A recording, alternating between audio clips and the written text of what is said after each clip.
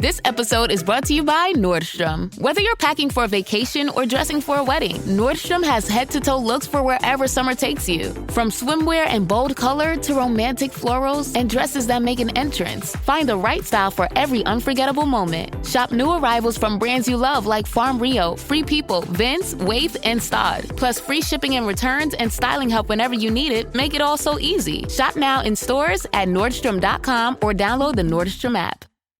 You said this place was steps from the water. We just haven't found the steps yet. How much did we save? Enough. Enough to get lost? Or you could book a stay with Hilton. Welcome to your oceanfront room, just steps from the water. The Hilton sale is on now. Book on Hilton.com or the Hilton app and save up to 20% to get the stay you expected. When you want savings, not surprises, it matters where you stay. Hilton, for the stay. All right, this is going to be another long-form video where we're going to talk about one of the biggest conspiracies out there, and it's what happens to us when we die, what happens to the soul, okay? And how we know about this kind of stuff really is we have to either go by religious texts that are left to us or near-death experiences, which is what we're highly focusing on today. So here with me again is my father-in-law, Colin, and you're probably going to watch a weenie dog battle in the background. He will not be quiet. We've tried for a long time now. So I want to let Colin start off on the NDEs and what he thinks happens to our soul or our spirit after it's over for us here on this world. There's several different things on that aspect of it. When we die, I truly believe, not necessarily does our soul ever go to heaven or go to hell or whatever. I think we move from this earthly plane, we leave our body, and of course our soul is nothing but all energy, right? So you can't destroy energy, you can't create energy. You just... I'm trying not to laugh, but these weenie dogs are just duking it out. They're retarded. Allie, quit, stupid. All right, go ahead. So our energy... it just moves into a different form. So when we leave this plane, I believe we go into more or less a spirit world, right? So usually after we leave, and it could be different from other people, but it's all been documented or near-death experiences that people have talked about certain aspects, and some of them are pretty close to one another, some of them are completely different, but a lot of times people feel that there is just nothing but peace and love when they die. And they're, some go through the tunnel, see a light, whatever the case may be, but they're eventually met and greeted and brought back into a fold, what would be called a spiritual or a consciousness, a group consciousness. Gotcha. So, and that's a pretty good point that I want to touch on here in a little bit, is the group consciousness, or possibly a hive mind type deal.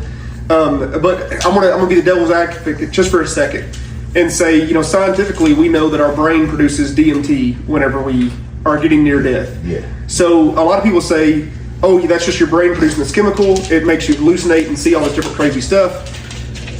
And I don't really like that, because I think that the DMT that our brain produces might be what helps us get to cross over. It's something our brain makes naturally on its own.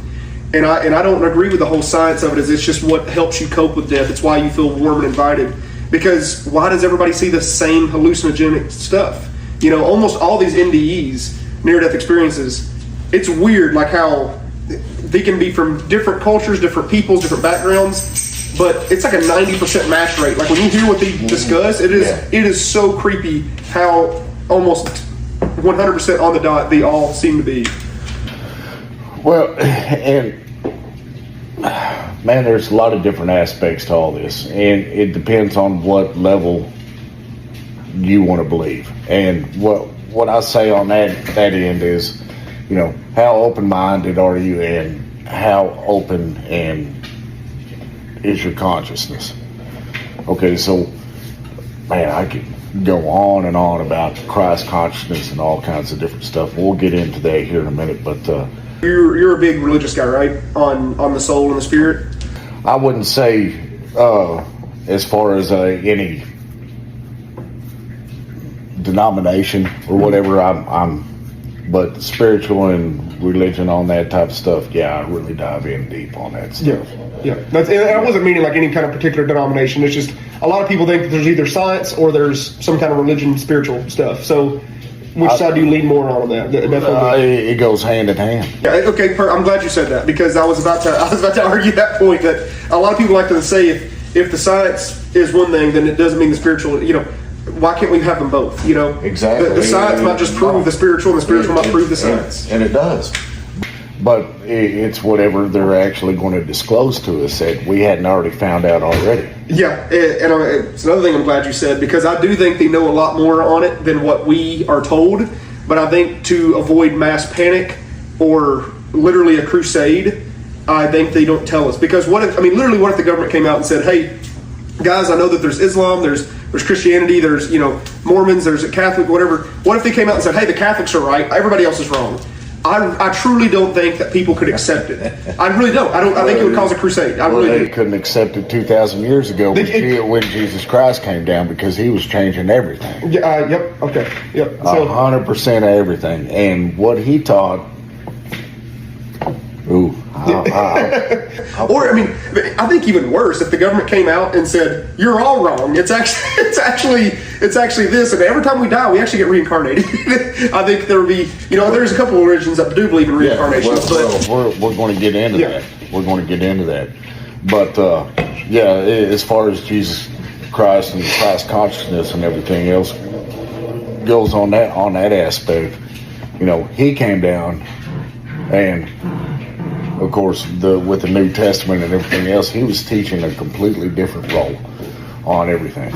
And you really have to look past, the words in red on that. And, Jesus spoke in parables. You can't take what he said completely 100% literate.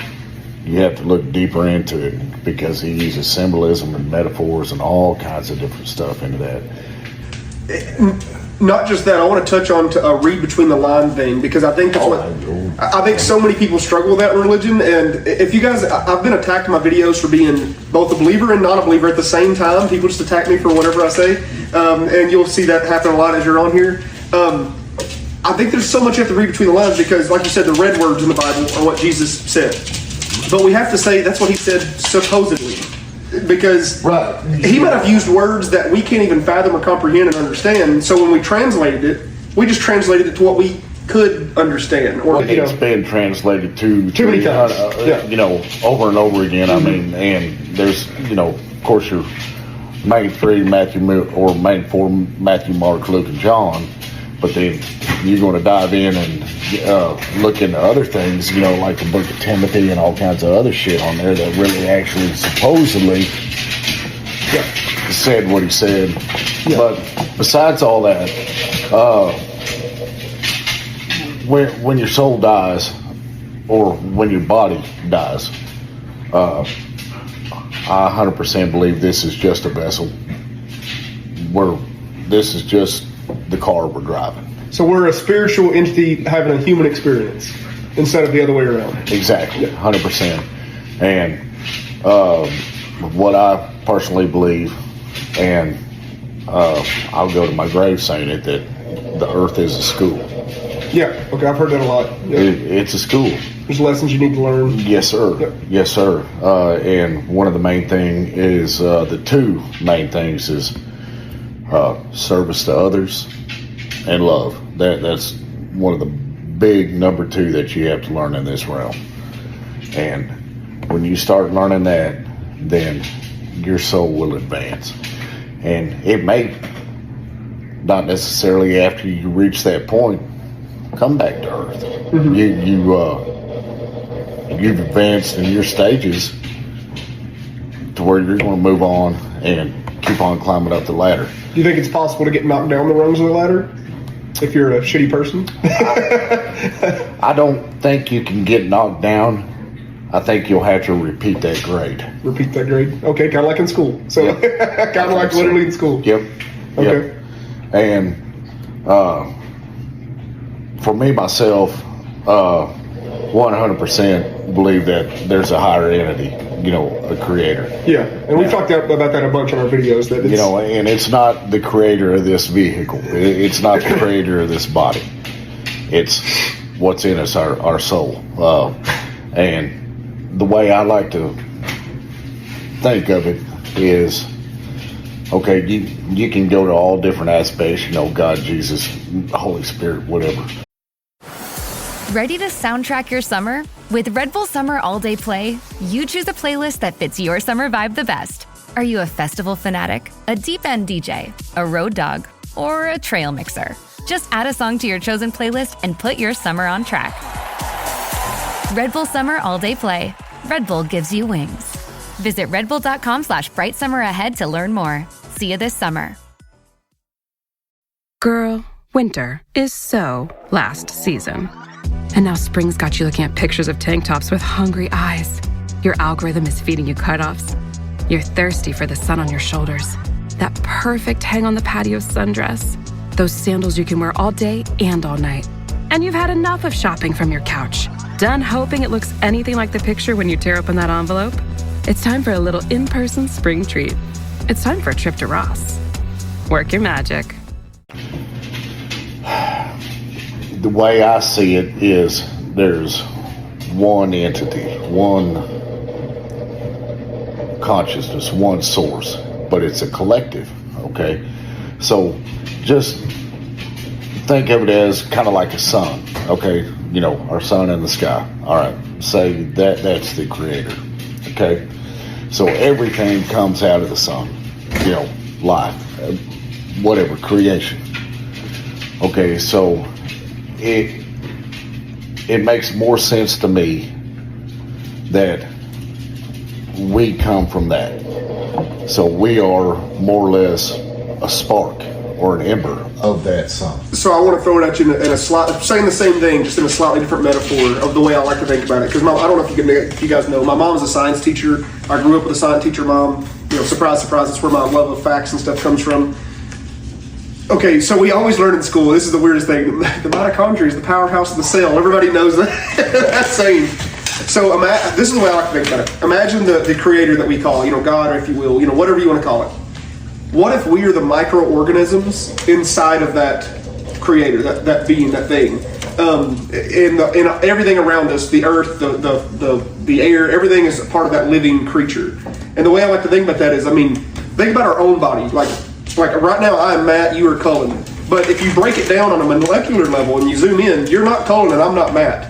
We're actually billions and billions of, individual living organisms. Like if you were to zoom in on our bodies right now, you'll see literally microorganisms living their whole life not knowing that they're actually part of a human body. Like they have no idea. Like our atoms, every 7 years, we're a completely new person. Every 7 years, all of the cells that are on you right now will have died and they will be new cells.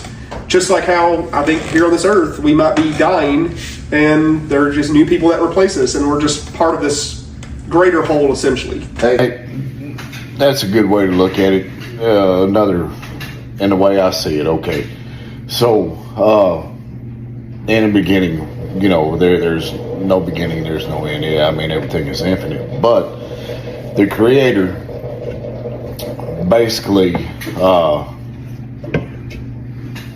say like the sun or your creator, is the end all be all, the start of everything.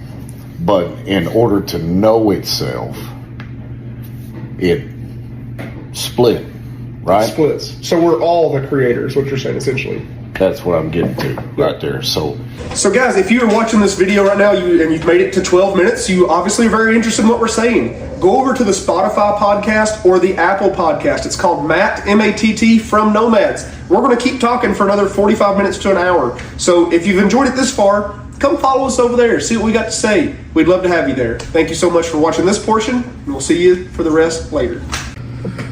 So to continue that, the source, in order to know itself, ended up splitting. Now there's lots and lots of different theories of how it did.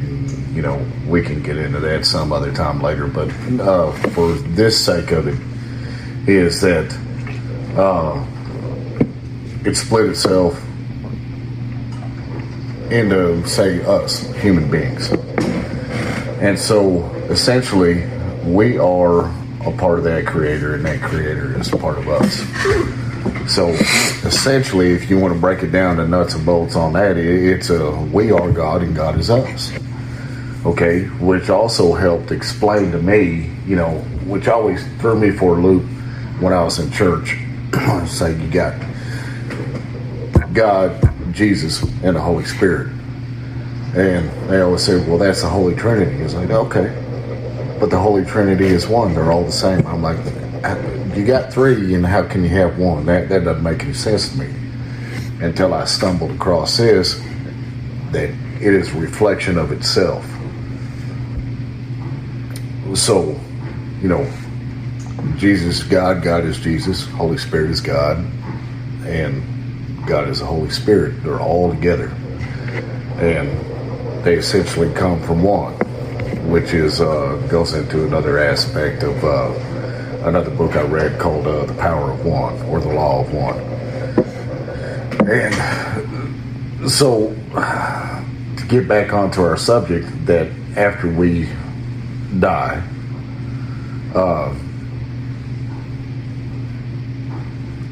we go kind of like a recycle type of deal. Not exactly in that sense, but when our earthly body dies and we end up going to the spirit world, we are welcome and feel a sense of peace and total love come over us. And if we decide to go on, you know, say different from other people with a near-death experience, we go ahead and we're done on this earthly plane. We enter that first. So I want to change gears a little bit and talk about the people who come back from that experience. So we said we're going to talk about near-death experiences. So I want to give my craziest example of a near-death experience, and it's what I wrote down in the paper when you're like, "What is that?" When I wrote down red lamp. Yeah. Okay. So near-death experiences are almost always described in the same way, but there are some weird ones that are so wildly different that I can't fathom them, and it scares me to death that we could all be living this experience right now and we just don't know it. So the red lamp is a psychological study that they've been doing on this guy that died for 7 minutes. He was only dead for 7 minutes. Yeah. Inside of that 7 minutes that he was legally technically dead, he lived an entire another life in his mind. When they revived him, he cried because he was missing people that, at least in our world, didn't exist, because there's a lot of theories on this. Did he cross parallels? Did his soul already, because we have no concept of time. Is it that story where that kid, where it's a kid? Yes. Yes. Okay. So the story is essentially he lived an entire lifetime in 7 minutes. Like, he had childhood memories that weren't his. Yeah. He had all of this stuff. And then what happened is so essentially in the dream, he was married. He had a kid of his own. He lived an entire life like we're experiencing right now to the greatest detail. Like, this dude wrote it all down. I mean, he wrote a journal. I mean, he had lived almost as much life in his 30-something years in the same 7 minute time span. Like, he had just as many experiences. What he can't explain is he actually picked up skills that he should not have known, but he said he learned them during that 7 minutes death. But to him, it felt like it was another 30 some odd years.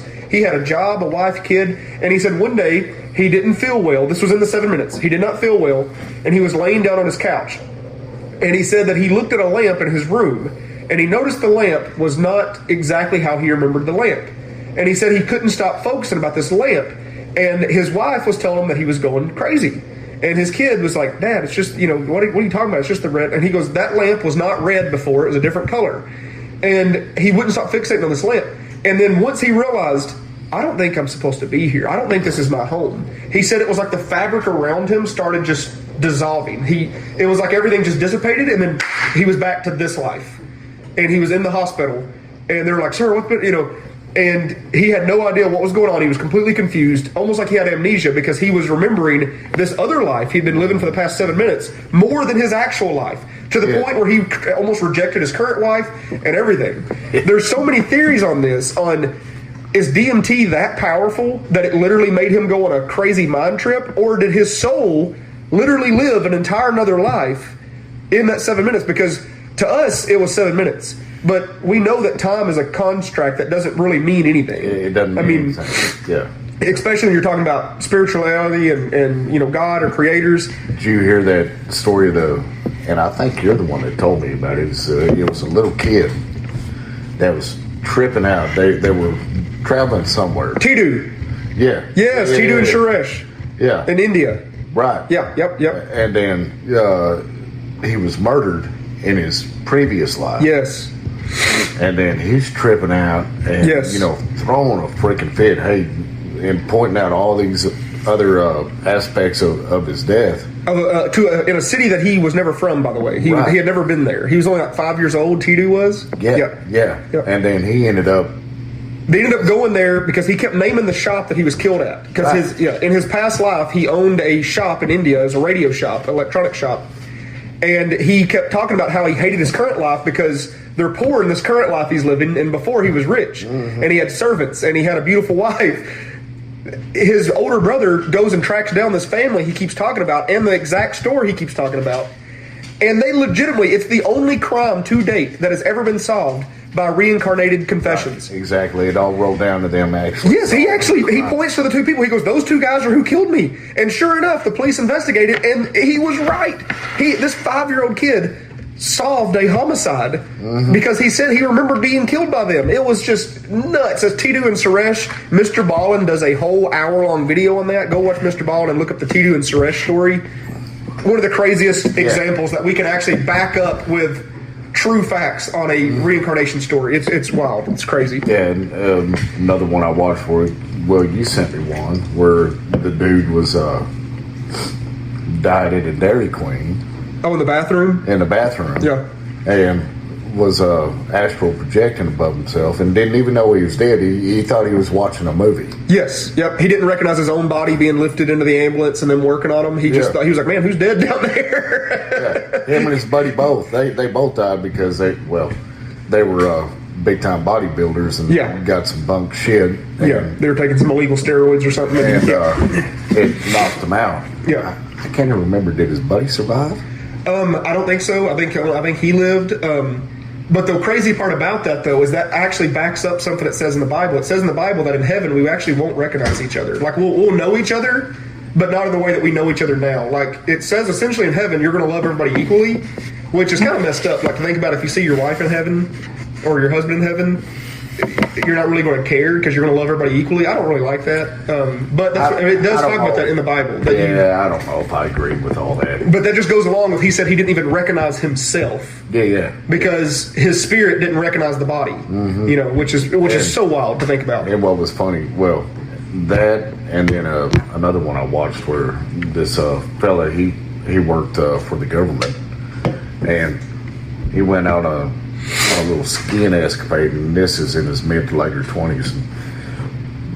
And he was doing really well for himself, and ended up hurt his thumb, and he had to go to the emergency room get his thumb fixed up or whatever else, and they ended up putting more or less like a nerve block and a tourniquet on his arm, and the nurse had screwed up and released a valve that shouldn't have been released and shot blood into his heart and it killed him instantly. Well, he was dead technically for 20 minutes. God. Man, he could have lived like 5 lifetimes if the other guy said 7 minutes. Yeah, and this dude, he does all kinds of stuff. He talks about, he saw his body and then he was taken in to a field, most beautiful field, and everybody when you talk about the NDEs and all that, they're like it's indescribable. I mean, there's no human experience or experience to. They talk about colors that they've never seen on this world. Yeah, and describe. I mean, they said it's absolutely overwhelming, and this will lead in to what I was saying about the soul path. So he gets into that spot, and then they play his life before his eyes. Kind of like they always say, you watch it go before your eyes. Yep. Exactly, and it shows all the bad things he did, who he hurt, how they felt, because he says, I felt their emotions along with mine, and it had a sense of regret and sadness that he put that kind of pain on people. But then it also goes in and shows all the good things he did too. But it's almost like the Ebenezer Scrooge thing, the Ghost of Christmas Past and Future and stuff. They show him all the wrong he did and all the right he did. Yeah. But he said in that experience right there, he felt no judgment from anybody or any entity or whatever else. It was just reviewing what he had done while he was on this plane. I think that's to me that's incredible, because I think as human beings, I think it's truly impossible for us to look at our lives without biasness or some kind of excuses we make for ourselves. Because you gotta think about it, no matter how good or bad a person is, they've all done good or bad things. I really do feel. Sure. But I think that most people who do bad things routinely truly can't. They'll never admit it to themselves. So I think that would be crazy to see a non-biased view of your review of life. Here's all the stuff you did, because I really don't think as humans that we can ever see both sides of the coin. Because if you hurt somebody, you don't see what they truly think about the situation in their mind, in their head, in their heart. Right. You don't, because you're not them. You don't feel their emotion. You don't feel their emotion. And you might not even meant to do that to them. You might not even meant to hurt them. Sure. I'm sure I've ticked off my wife, and you have too, and hurt her feelings and whatever else. I mean, we can never feel what they feel, but Okay, let's both be honest. They say some mean shit sometimes to us, though, too. Wow. At first, I didn't think it was real. I woke up to this blinding light, and I was transported to another place. Pluto TV. Then I heard a voice. Come with me if you want to live. There were thousands of movies and shows, and they were all free. The truth is our secret. It's just so beautiful. On Pluto TV, free streaming of Terminator 2, Fringe, Arrow, The 100, and The X-Files may cause excitement, loss of sleep, and sudden belief in extraterrestrials. No credit cards or alien encounters necessary. Pluto TV. Stream now, pay never. LinkedIn Hiring Pro can't predict the future, but it can help you feel confident about future hires. Because Hiring Pro combines real-time insights and candidate data from the LinkedIn network with the criteria you've set for your role to deliver you a list of top-fit candidates. Businesses who use LinkedIn are 24% less likely to reopen a role in the next 12 months. Hire right the first time with LinkedIn Hiring Pro. Post a free job today at linkedin.com/quality. Of course. We're just kidding. You're perfect. But yes, joking. Perfect. So then it goes into a review. Okay, so and then the next stage, you're kind of welcome back into the fold a little bit after you've seen your life. And during all this time, you feel peace. I mean, there's really no regret. There's no mournfulness or anything else like that. You're at peace. I mean, you just feel loved, and so supposedly you go and you meet with the council, like higher elders that have played this game over and over and over again, and so they're pretty well advanced. Now, these guys aren't bosses, they're not judges, they're not anything else. They're just more or less helpful other entities to help you move past it or understand and accept and get and learn the lessons that you needed to learn in this realm itself. And then I think there's a time of healing to where you have to more or less kind of like meditate on what you had going on here. Now, during these times, you said, because I've heard you say these times of healing, these times of whatever, where do you think that soul is during that time? Do you think that's why sometimes people see ghosts or hear things or see things, or do you think it's a whole different plane that we don't even know? I think that's a completely different thing when when ghosts or whatever else are here, I think those are the people that... Do you believe in ghosts, first of all?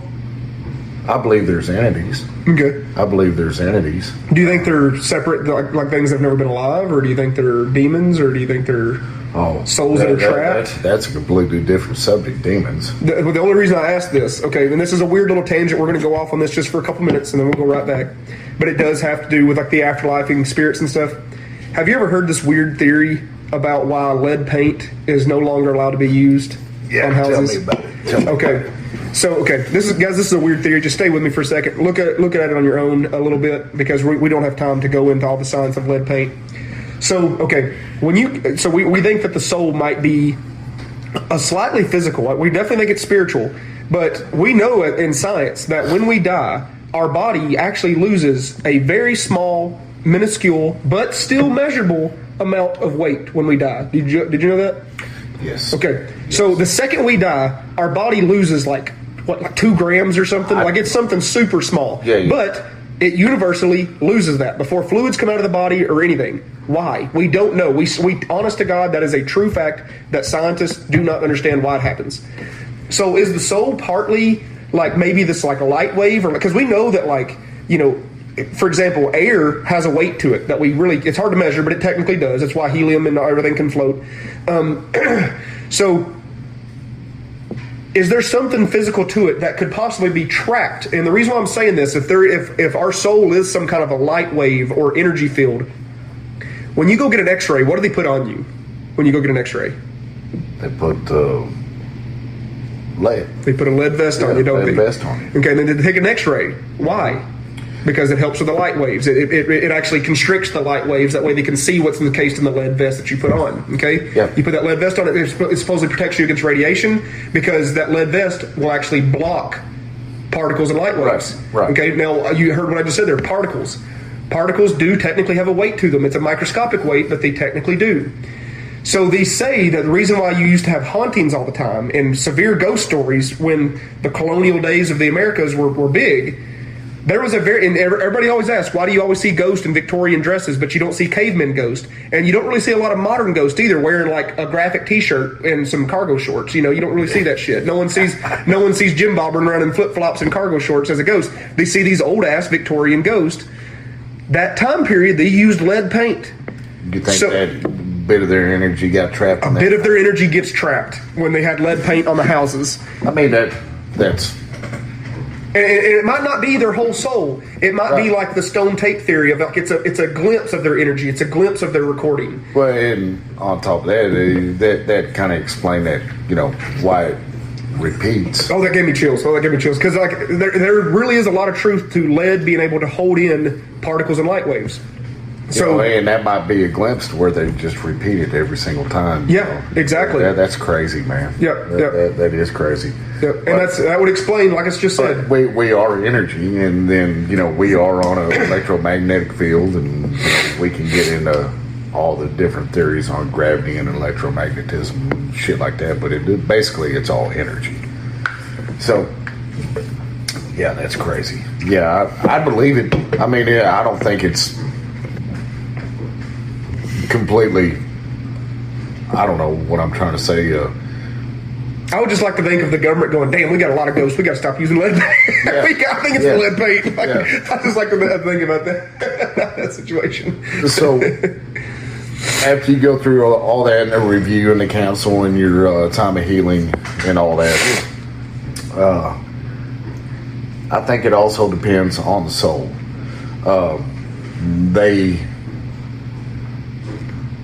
I think, in my opinion, they can have, the Creator gave us free will.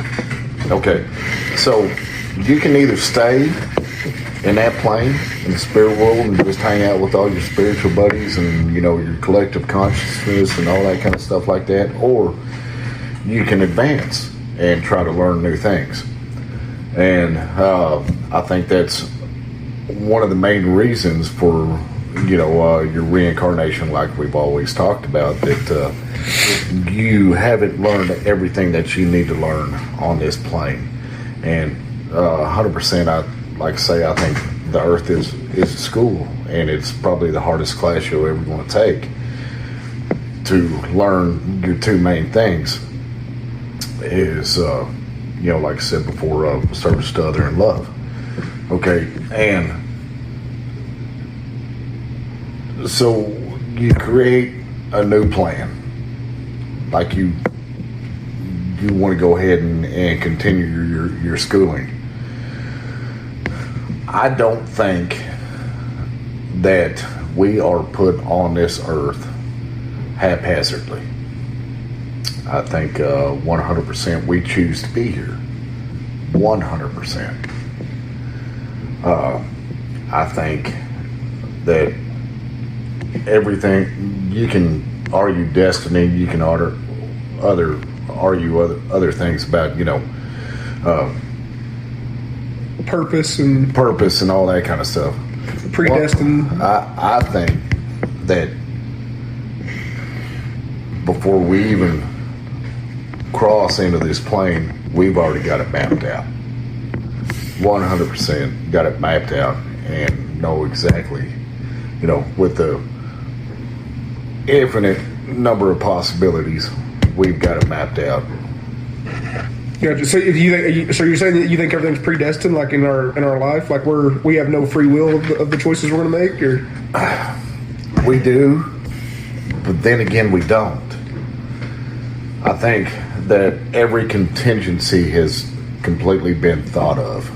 Okay, so you're saying you think there's a bunch of mapping paths, but it's still up to us what path we're taking, essentially. Right, okay. On here, but they before we get here, we've seen everything, because you got to think on that type of plane. Think just like I said, collective consciousness. You have all the smarts, you have everything that you need, and they can see every aspect of everything. Kind of like Doctor Strange on Marvel. He's like, I've lived different, infinite universes, and only one possibility can this situation happen. That's what I'm saying. That's what I'm saying. Yes, and so for us to advance, we pick a place we're going to grow up. Our parents, brothers and sisters, everything before we get here. So that's called a soul family. Yeah, and that's and my wife Michaela, she's looked at your daughter there has looked into a ton of soul family stuff. Have you ever heard about that? Mm-hmm. About so guys, if you haven't heard of a soul family, it's a really cool thing to go down. She's taught me a lot about it. I've listened to her little audiobooks that she plays about it. You have that in another realm too. Yeah, exactly. And a soul family is essentially kind of goes along with reincarnation. There's like a certain group of souls that you're going to be with every time you come to this earth or go to the next plane of existence. But here's the thing. At the root of that soul family, they're all just you that have split your soul so you can experience multiple lives at the same time. Isn't that crazy? Yeah. That's just like the source. Yeah, just like the source, yep. Exactly. Yep. And then it just splits off into infinite possibilities. Yeah. And that goes into twin flame, and that goes into like when people say, oh, they found their soulmate or whatever, you just found yourself. You just found you found your other part that you split into. Just think about it, man. I mean, you could be me and I could be you. But there's a reason why we have been brought together on this plane.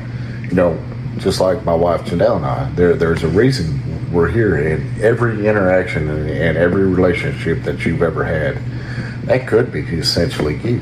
Well, that goes back to what we were saying about our physical bodies right now. You're Cullen, but if I zoom you in on a microscopic level, you're not Cullen. You're actually billions of atoms that all would identify as Cullen. Like they're all, it's all shared DNA. If you take the atom on your left hand and the atom on your right hand, they should be identical, essentially. You know what I'm saying? So that might go back into everybody here on Earth is the same DNA because we're part of the same source. Right. Which is really mind blowing to think about.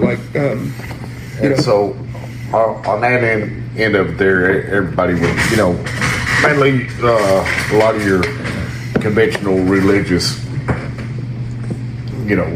people, Christians, well, where's heaven and where's hell and all that. Me personally, this is where we have a lot of different opinions from. Like earlier, we both confirmed that we believe in God and Jesus, and at the same time, we're about to make that sound like we don't. But what we're about to say next, because go ahead. I don't want to. So, It's hard for me to wrap my head around whether there's a heaven or hell. I think, personally, I think this is hell, probably. It may be. It says in the Bible that, Satan has dominion over earth, essentially. Oh, we'll get into that. Yeah. Well, that's a different. So wouldn't that make sense? This is it. This is the hell. This is the part where you can struggle, you can feel pain, you can have crushing emotions. I mean, fear. Could. I mean, but at the end of the day, it gets the script gets flipped that you got some good out of this place. Oh, for sure, yeah. Well, I think if anything is ever going to be considered good or considered bad, or it has to have the opposite also. Because if everything was just bad, that would just be normal, and if everything was just good, that would just be normal. So I think you have to have both. Well, and then just by you saying that, okay, well, you mentioned Satan and you mentioned the devil. Mm-hmm. Okay, so do you think Satan and God are two different people? So weirdly enough, and I don't know if you knew this or not, you probably did, I know you've read your book, it actually refers to Jesus as the morning star, and it refers to Lucifer as the morning star. They're the only two things in the Bible that ever get called the morning star, and it calls them both that, which is a very weird, specific thing to call them. I think that's very strange. I don't know where to sit on that. I don't really know what to do with that information, but It calls them both the morning star. Okay. I'm not even going to worry about that morning star business. Okay. All right. So, monotheism, one God, right? The power of one, right? So there's only one thing, the Word that created us. Mm-hmm. Okay. Well, just like you were talking about, if everything was bad, how would you know there was good? Exactly. Okay. So wouldn't it seem to believe that the one is both? Is both. Oh my God. I have said that so many times, and people get upset when I say this. They get so mad. And I get upset that people can't just have a conversation, because what you just said makes so much sense. Because when you read some of the stories in the Bible, that God did some things that, and I'm gonna go ahead and piss y'all off. I don't give a damn. It's something that no one can ever talk about, and it really upsets me. God does some straight up things that we'd consider evil. Like if you took God's name out of it and you said, "Hey, somebody did this," you'd be like, "Jesus, put them in jail." Like that was. Are you kidding me? Like for example, when Elijah went to whatever town that was, and the youths in the village called him a fat bald man, and they told him to go up. Okay. All of a sudden, God called in bears to kill all the youths of the village, like just maul them to death. Like, what the hell is that? You're talking about the same God who says forgive everybody. Well, these kids just called him fat and bald, and he let bears kill them. Like what the hell is that shit? Like, and it talks about Elijah. It was like, God, do something about these people, and God was like, yeah, I'll send some bears over. What? Yeah. To me, that would make more sense if you're like, Satan, they made fun of me, kill them, like what the, like, so maybe you're right. Yeah, maybe you're right. It's the same thing. And that's what I'd say, okay, you wouldn't know light without dark. Yeah. You wouldn't know good without bad. You wouldn't know love without hate. Mm-hmm. Right? So then it goes back to all your ancient, your what the hell? When you're taking on the tough jobs, gear up with Venom Steel Gloves and defend your hands from grime, grease, and muck. They're 70% thicker than common disposable gloves with heavy-duty 2-layer nitrile protection, including a black outer layer and a white inner layer that provides chemical and rip resistance. Great for all your painting, plumbing, automotive, and DIY projects. Plan B is a backup birth control option that's there for you when things don't go according to plan. It specifically works after unprotected sex and before pregnancy occurs by temporarily delaying ovulation. Plan B is available nationwide at all major retailers and through delivery apps like DoorDash. No ID, prescription, or age requirement. It's the #1 OBGYN recommended brand of emergency contraception, and it won't impact your future fertility. That's freedom to be. Use as directed. Game day. Yeah. the yin yang design. Okay, think about that: light and dark, dark and light. So, in order for the creator to know itself, it also had to split itself in between good and bad. Now, everything would not work if it was out of balance. Mm-hmm.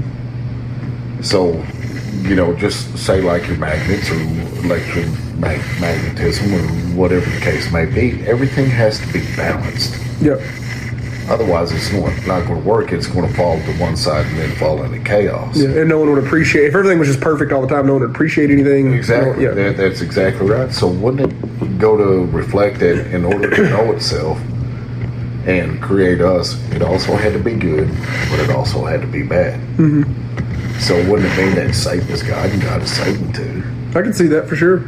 I can see and that. I'm not trying to be, So this might sound weird to a lot of people who don't read other religious texts, which I think it's very important to do, by the way. I think it's very important to read different religious texts, and even if you don't want to believe that religion, all religious texts have actual history in them, like all of them. They all have actual history. I think they all, once you start reading a bunch of them, they all kind of say the same thing. Mm-hmm. And this one's going to sound strange, don't judge me. If you read like the Satan's Bible, like the Satan Worshippers Bible, it actually isn't that bad. Like it's not like a lot of people think it's like demonic and killing goats and stuff. They actually tell you to be a good person too. Like it's pretty weird. And the main difference there is that they think that the Bible was a trick, and that Satan was the original God, and the God that the Christians believe in took power away from him. And they believe in the multi-God thing. So besides that major difference, they talk about being good. They talk about not murdering each other. Like they talk about like respect your neighbor and stuff. Like the values at the core of it are almost the exact same. They are. But this is from what I read through the Power of One and different other material on that. Okay, so you'll have, like we were talking about, magnets.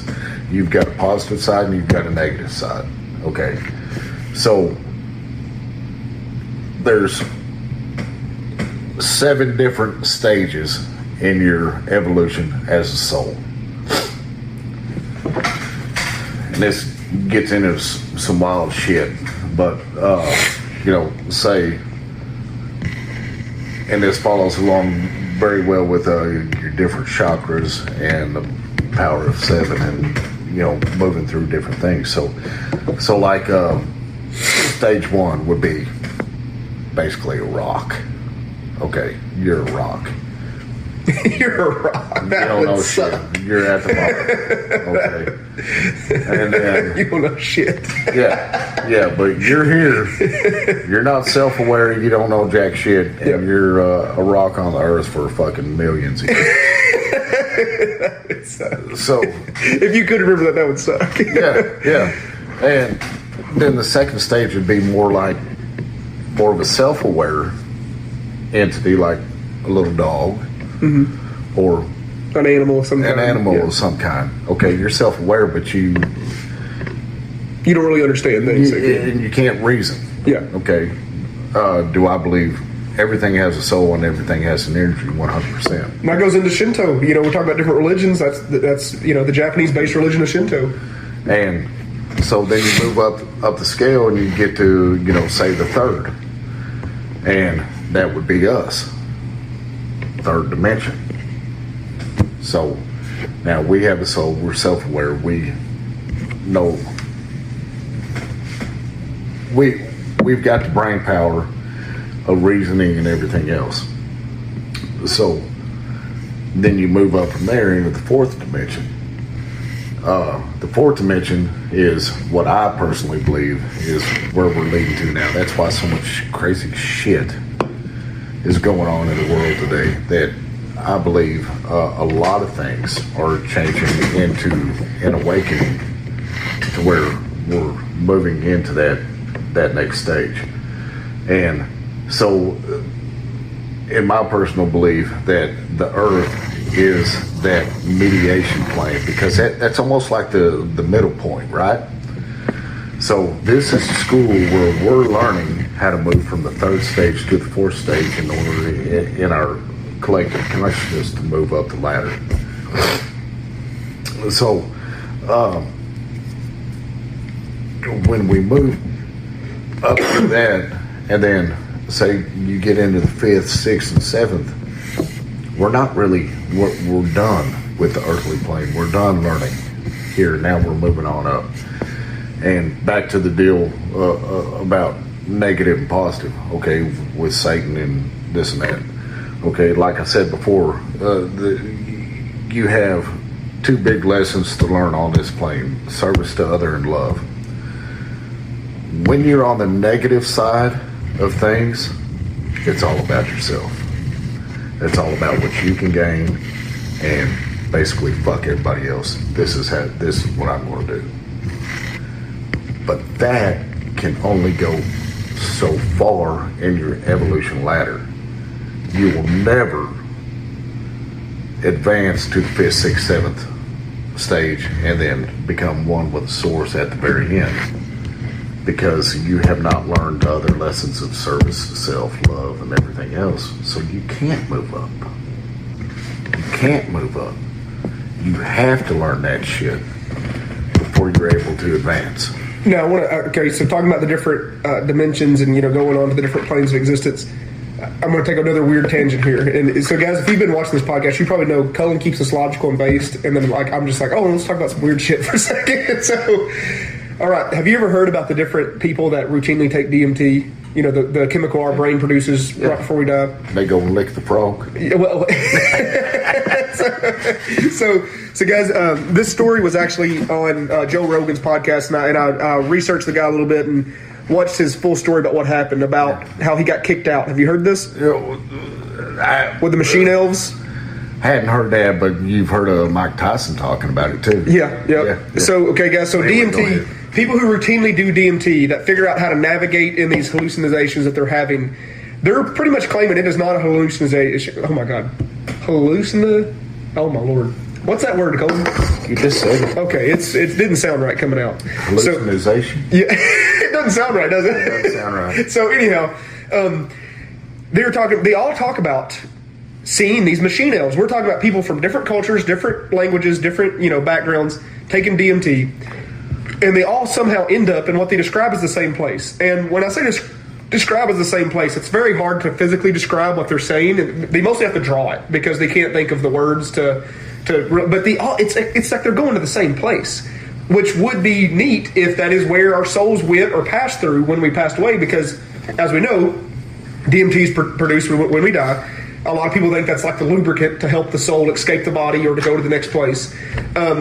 And a lot of people say that when they routinely take DMT, they see what's called a machine elf. Now, if this is a new term for you, a machine elf is these supposedly entities that are in this realm that is almost shapeless, almost formless, but there's lights and colors you've never seen. And they're always, the reason why they're called machine elves is they're always using some kind of devices or tools that people have no idea what the hell they are. Like they can't, it's very hard to describe something that you've never seen before. Or know what the function of it is. Well, this one guy said, yeah, I was taking DMT every day or every other day for months straight.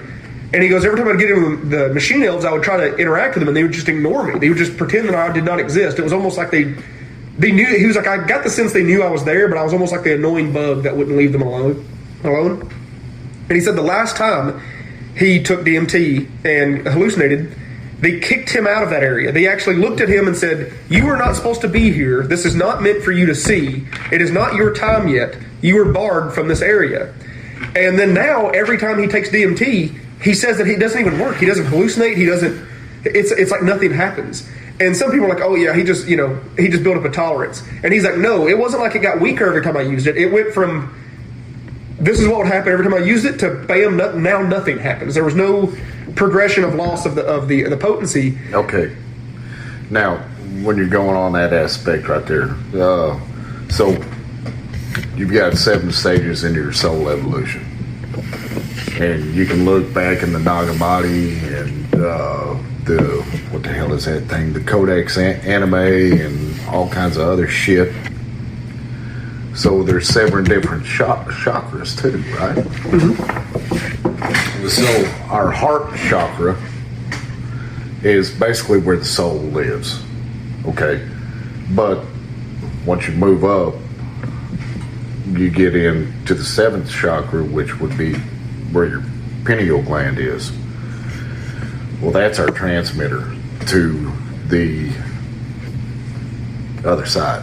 And that's why, they don't want us to know all this shit, is because when they ended up taking DMT and all that kind of stuff, it basically gives it a kick in the ass, a supercharge to open that up, and then boom, we can transmit out to the other side.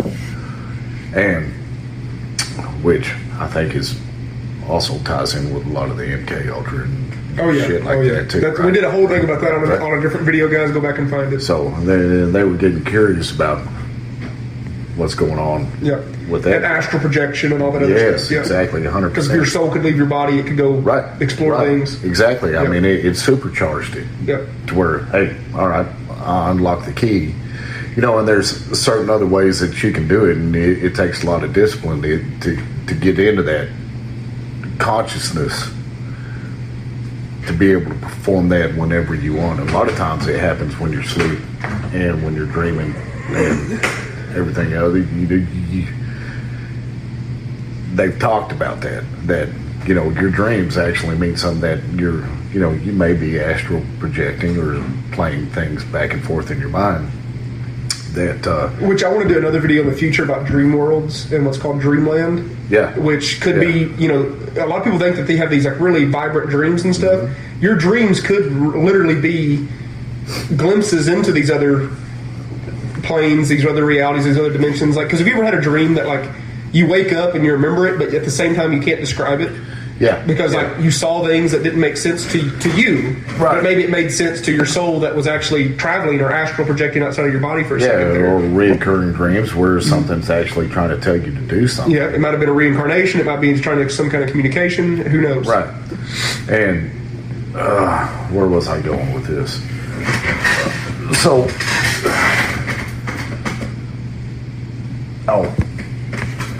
that's what I was going to try to tie back into. Now I'll probably piss a lot of people off on this.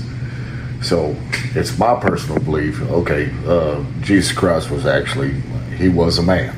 Okay. Now they deified him as the Son of God and made him more or less a God himself.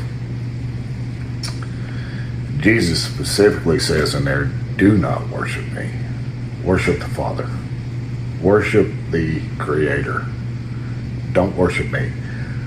I'll show you how to get there, but don't worship me, okay?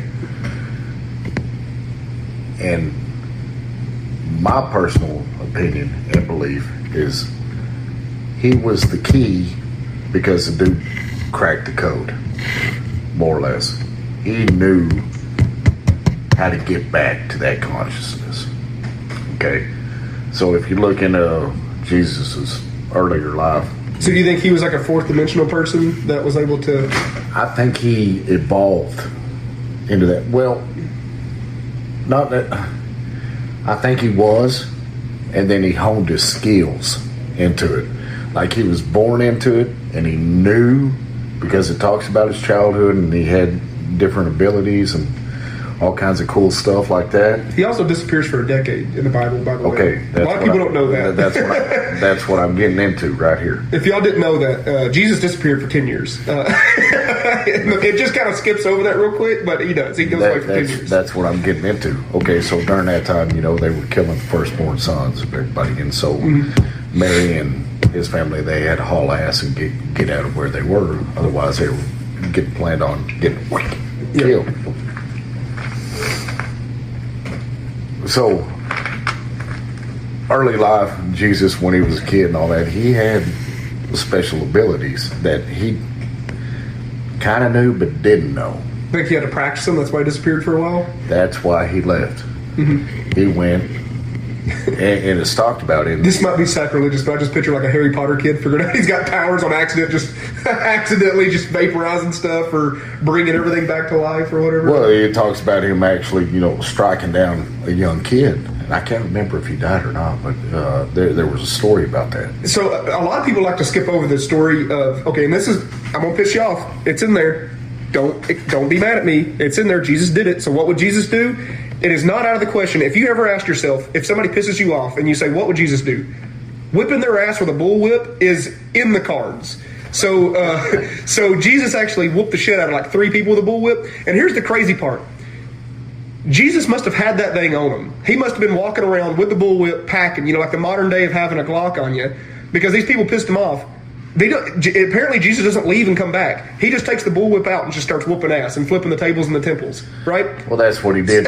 So he just carried a bullwhip around. I feel like he hit some other people with his bullwhip, and it just didn't talk about it. Whooped the shit out of the Pharisees for making mockery of the temple. Yeah, so the next time somebody pisses you off, slap that ass with a bullwhip and be like, that's what Jesus would have done. So when he left, he went several different places. One, he went to Egypt and he learned the higher powers. I can't think of the word, but the secret school, more or less. And he learned everything he had to learn over in Egypt, and then he went over to India and started learning more of that stuff over there. And then he left from there and he went to the monks. I can't remember exactly the location, but he was basically on a school. He went to college, and he learned all the secret arts of unlocking his consciousness and the different powers that are within us. Weird little side note here before you move on. Talking about him going everywhere. There is a weird rabbit hole you guys can go down about how he actually went to South America in that 10 years also. Because when the conquistadors and all those people first came over to South America, they talked about a long time ago being visited by a white man that came across the ocean on a beam of light and taught them about different things. And if you want to go down that rabbit hole, go look at it. It doesn't ever say it was Jesus, obviously, but it said a white man, or I'm sorry, not a white, oh my God, everybody's going to hate me. Middle Eastern man? Yes, but he said that apparently he dressed like the people that came over. So anyhow, side note there, don't hate me, don't cancel me, Jesus, I'm sorry. I think that was after his reincarnation. Yeah, there's a lot of rabbit holes you can go down about how essentially the South American people were not surprised to see other people that looked very different from them come over because somebody had already visited them on a beam of light. So after he did all his schooling, unlocked all the potential, and it's also rumored and talked about that we have the absolute 100% ability to cure and heal ourselves and unlock that type of consciousness. And we, just like the monks and your Buddhists and Indians and your chakras and everything else, they all talk about consciousness and how to heal yourself, unlock the pineal gland, and able to heal oneself just by our own energy. Okay. Jesus, when he left, and then he come back, and then he started this ministry. I think that's what he was sporting. All right, because he says, oh God, I don't know how many times he says it. Some things work better together, like NARS's Soft Matte Complete Concealer and Radiant Creamy Concealer. Soft Matte Complete Concealer erases and blurs imperfections with full coverage. Then, Radiant Creamy Concealer evens and brightens with a luxurious texture and radiant finish. 2 concealers, 1 flawless look. Perfect for a no-foundation base. NARS, better together. Visit Sephora to shop now. Pool days call for cookouts and lots of laundry. This Memorial Day at Lowe's, save $80 on a Charbroil Performance Series 4-burner gas grill. Now just $199. Plus, get up to 45% off select major appliances to keep dishes, clothes, and food fresh. Having fun in the sun is easy with us in your corner. Our best lineup is here at Lowe's. Valid through 5/27. While supplies last. Selection varies by location. See associate or Lowe's.com for details. The keys to the kingdom are within yourself. He learned all that, and so he took everything he learned and he wanted to bring it back and give to the people. So basically, he broke the sense of control. 100% broke the sense of control. I mean, you've got your Jewish people, you've got your Romans that ruled everything at the time, and they were, worshiping pagan gods, and, the Jewish people were 100%, huge on tradition and doing what they thought their God, which that's a different subject altogether, about the different gods. I kind of touched on that on a video you saw me do the other night about is the Old Testament God and the New Testament God the same God? A lot of people get upset about that. I can blow your mind on that one. Oh, I know. I want to save that for that's a whole video. That's a whole discussion right there. Yahweh, Elohim, and Yeshua and all that stuff. So that's when he came back.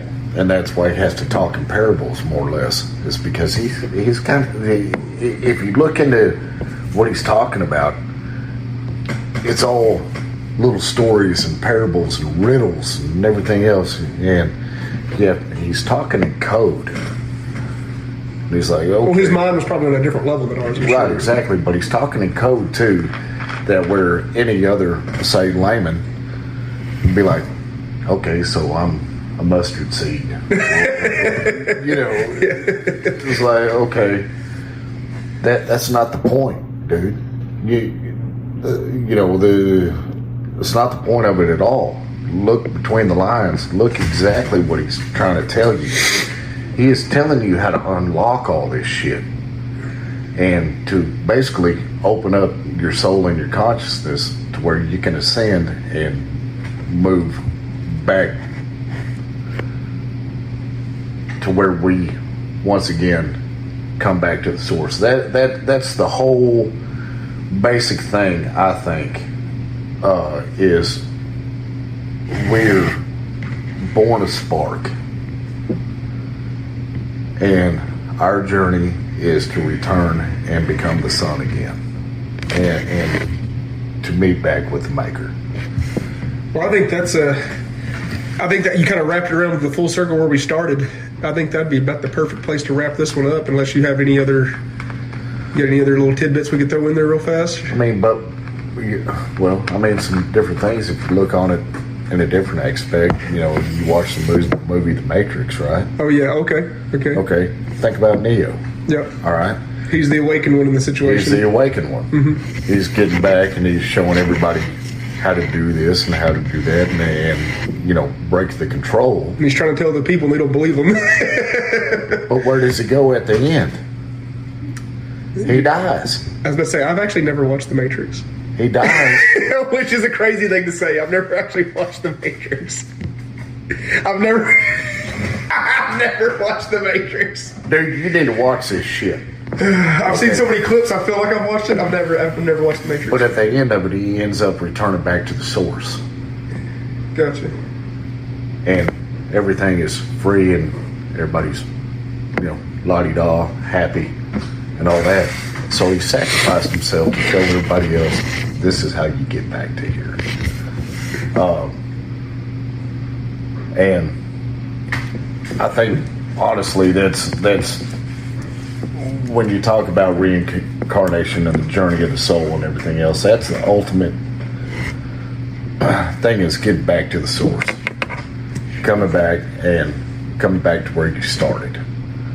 So, and in that, the source or the creator knows more about itself through you, through all the different things it's put out. And, it just makes into a cool fucking story where, you know, hey, I went on this badass adventure and hey, I'm back home. What'd you think about it? And he's like, yeah, you know, and he'll say, you know, good work, son. Here we go. Do it again. Well, guys, if you made it to the end of this, surely you at least thought what we were saying was somewhat interesting. Make sure that you follow the podcast there.